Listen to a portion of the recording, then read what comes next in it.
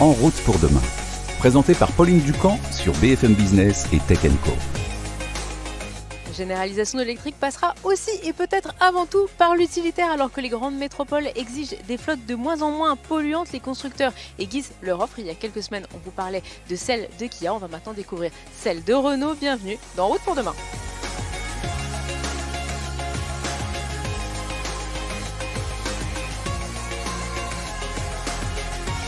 Si la transition vers la voiture électrique passera forcément par le grand public, elle passera aussi par les professionnels. Alors si les ventes progressent sur les 2 premiers mois de l'année, selon l'AVER, l'association de promotion du véhicule électrique, la part de marché de cet utilitaire zéro émission, elle reste sous la barre des 10% en France. Et puis aux vraies camionnettes se mêlent encore des voitures particulières immatriculées en société. Alors si on prend un peu de hauteur et qu'on regarde le marché européen, les ventes elles ont reculé l'an dernier avec une part de marché de l'électrique d'à peine plus de 6% et un diesel qui reste ultra majoritaire. Imaginez, près de 85% des camionnettes elles roulent au gasoil en Europe. Alors une nouvelle génération d'utilitaires électriques va cependant arriver sur le marché ces prochaines années, poussée par les constructeurs généralistes qui vont s'en servir également pour développer une nouvelle manière de concevoir les voitures électriques. C'est le cas chez Renault. On part tout de suite à la découverte de cette nouvelle génération avec Julien Bonnet, notre journaliste auto BFM Business, devant la caméra d'Erwan Morvan.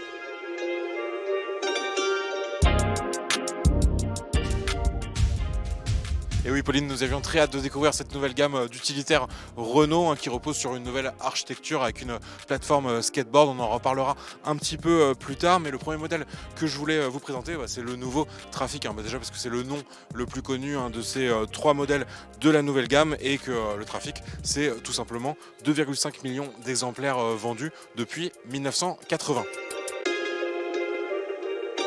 On découvre donc ce nouveau Trafic qui sera lancé en 2026 avec un design résolument ultra moderne. On a notamment ce grand bandeau lumineux à l'avant. Donc on sait que la Renault 4 sera la première voiture particulière à disposer du logo lumineux, le losange éclairé sur la face avant. Et ce futur Trafic, lui, ce sera le premier des utilitaires à avoir cette signature lumineuse ultra moderne.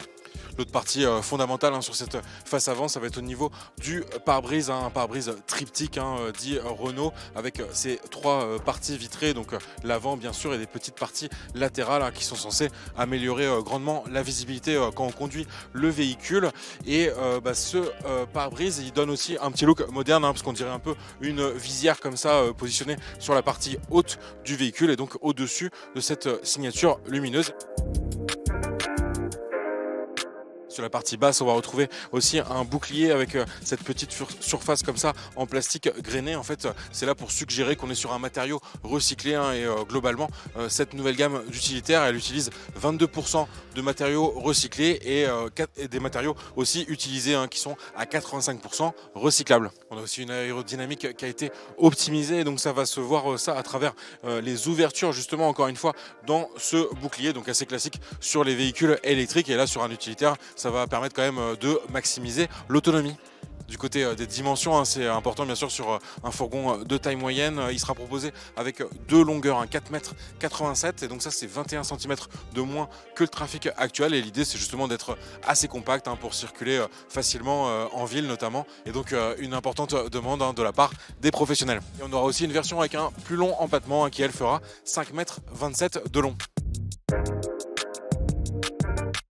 Cette plateforme skateboard qui est utilisée par les 3 véhicules, donc le nouveau Trafic, Goélette et Estafette, elle a l'avantage finalement d'être optimisée pour cette conduite 100% électrique avec un moteur à l'arrière, et donc ça va libérer complètement l'espace à l'avant avec un porte-à-faux très réduit et surtout une agilité assez impressionnante, parce que en fait l'absence de moteur à l'avant, ça va permettre d'avoir un rayon de braquage de 10 mètres, et donc ça, pour se rendre compte, c'est l'équivalent du rayon de braquage d'une Clio.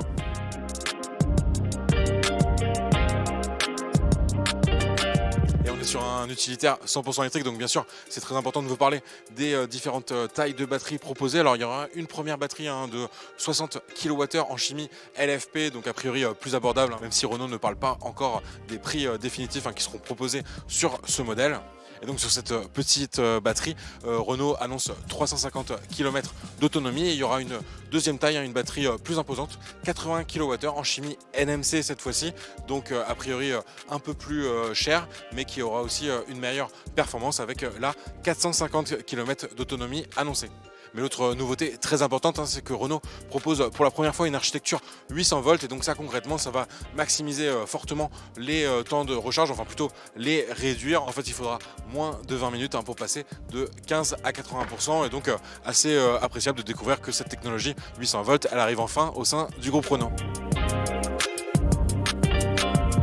L'élément qui peut intriguer aussi sur ce nouveau Trafic, c'est ce petit boîtier qu'on retrouve finalement positionné juste au-dessus de la cabine. Et en fait, on pourrait croire qu'il s'agit d'un lidar pour un futur Trafic 100% autonome, mais non. En fait, il s'agit de l'antenne radio GPS qui a été placée ici et avec cet habillage volontairement moderne aussi et fait à l'image des charnières qui sont apparentes sur la porte arrière. L'idée, ça va être en fait de montrer beaucoup plus ostensiblement des parties qu'on avait tendance à cacher avant parce que finalement on veut assumer un certain côté technologique ou purement mécanique pour ce qui est de l'ouverture des portières.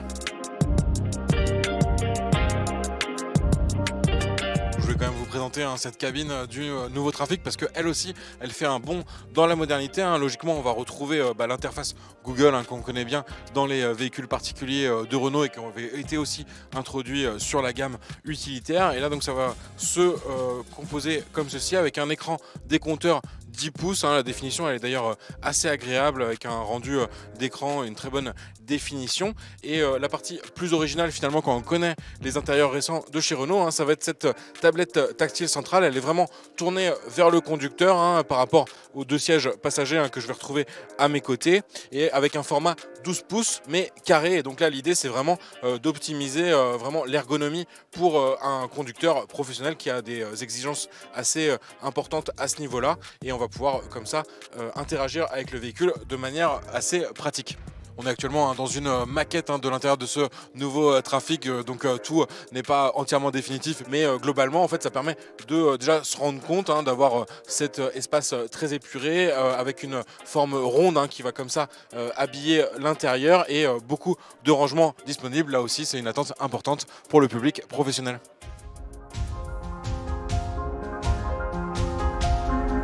Deuxième modèle de cette nouvelle gamme 100% électrique des utilitaires Renault, la Goélette qui est en fait la résurgence d'un nom aussi qui était apparu dès 1956 chez Renault et donc pour un petit utilitaire. Alors là la philosophie elle va être très simple à comprendre, en fait c'est sur la partie avant le Trafic que je vous ai présenté juste avant et sur la partie arrière en fait une partie complètement personnalisable, soit avec un format ouvert, par exemple une benne ou comme ici sur cette maquette de démonstration ce qu'on appelle une boîte en fait. Et donc une boîte ça va être par définition une partie qui va être fermée mais que le professionnel va pouvoir personnaliser à l'envie. Ici on a des volets latéraux qui vont faciliter comme ça la possibilité de charger des objets à bord, mais ce qu'il faut comprendre c'est que sur cette goélette on va vraiment être sur finalement un Trafic personnalisable sur la partie arrière. Alors, il y aura des versions frigorifiques qui seront aussi proposées et donc bien sûr l'autonomie, on retrouve les deux tailles de batterie qui sont proposées sur Trafic, mais elle variera grandement selon justement le choix de cette partie arrière, mais Renault annonce au moins 200 km d'autonomie sur cette goélette.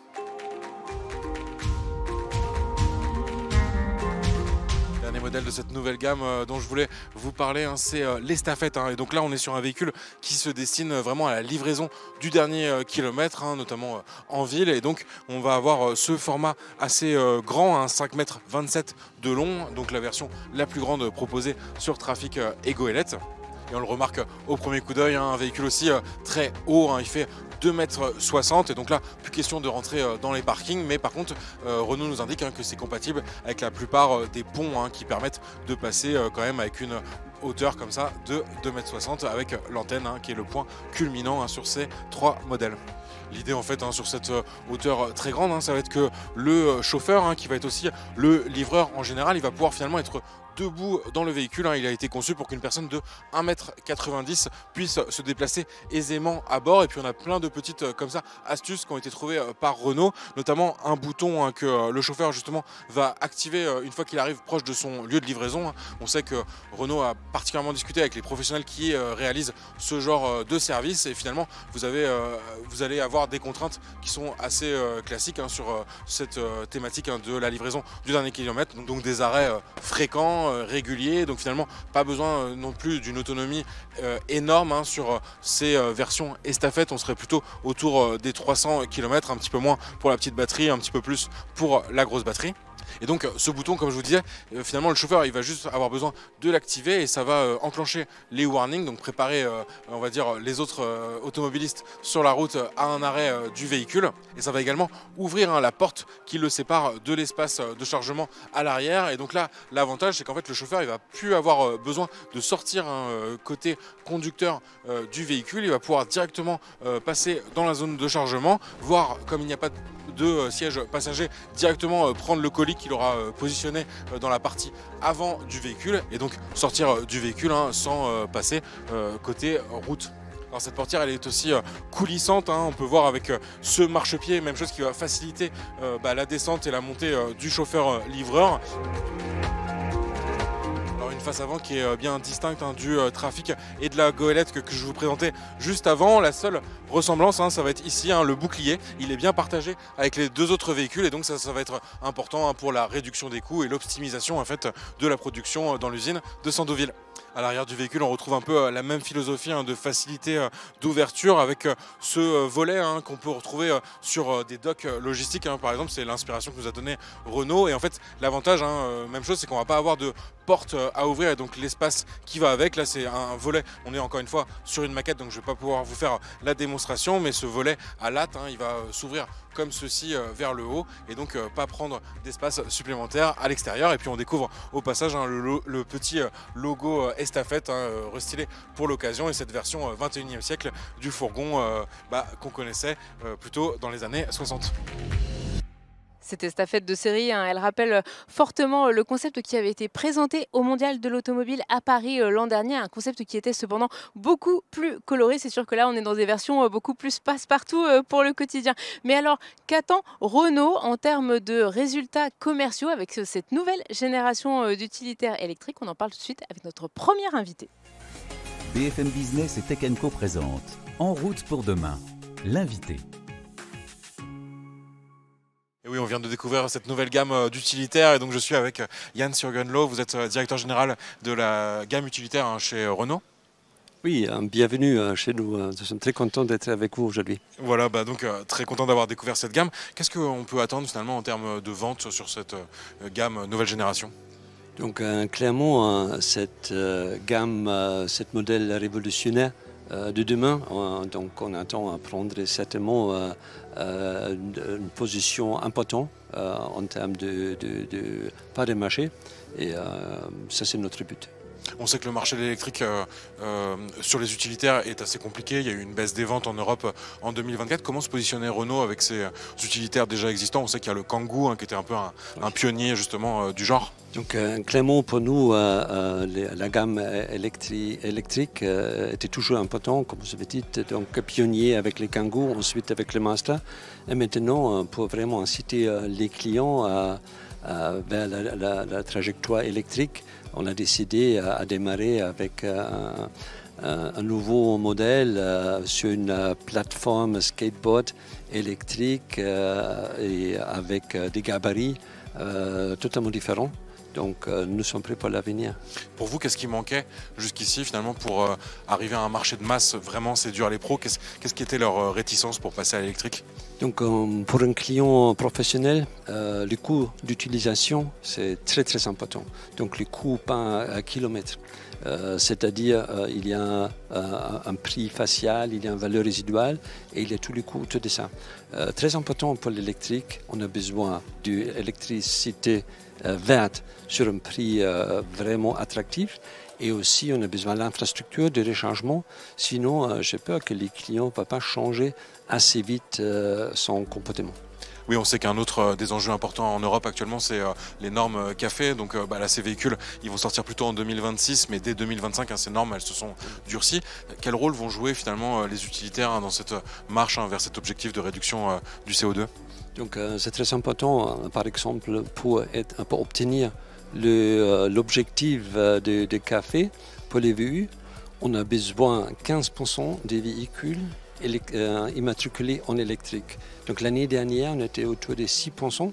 Donc il y a encore un vrai défi pour augmenter cette poids. Et là, l'offre actuelle avec Kangoo et Master, ça va suffire a priori pour réaliser cet objectif ? Aujourd'hui, tous nos véhicules ils sont électrifiés, donc on n'a certainement pas de trous dans les raquettes, donc nous sommes prêts, mais il faut quand même assurer un prix électrique très attractif pour les clients et il faut assurer une bonne infrastructure de rechargement. D'accord. Et vous avez parlé de la plateforme SDV. Finalement, qu'est-ce que ça peut apporter comme avantage pour les clients justement d'avoir cette architecture un peu inédite au sein du groupe Renault ? Donc clairement, avec l'architecture électronique des SDV, nous sommes disponibles pour nos clients à faire une co-création, donc c'est-à-dire laisser entrer les clients avec leur logiciel dans la voiture. Donc c'est une technologie Android, donc c'est très facile à vraiment modifier à la besoin des clients. Oui, comme on voit un peu sur les véhicules particuliers depuis maintenant quelques années, une vraie réussite. C'était Google dans la voiture, donc c'est un vrai atout pour les VP de Renault, mais ici on va aller plus loin, donc au-delà de ça. Donc on peut vraiment modifier et, comme je l'ai dit, inviter les clients à partager avec nous leurs besoins et ensuite on va ouvrir la boîte et avec ça on peut vraiment aussi baisser les coûts d'utilisation pour les clients. Et on voyait aussi une certaine agilité que permet la plateforme, c'est ça que vous vouliez aussi mettre en avant avec cette architecture ? Tout à fait, donc vraiment c'est une fourgon 1 tonne. Et il a par exemple un rayon de braquage comme un Clio, donc c'est unique sur le marché. Bon, parfait pour les futures livraisons et les professionnels. Tout à fait. Merci beaucoup. Merci à vous.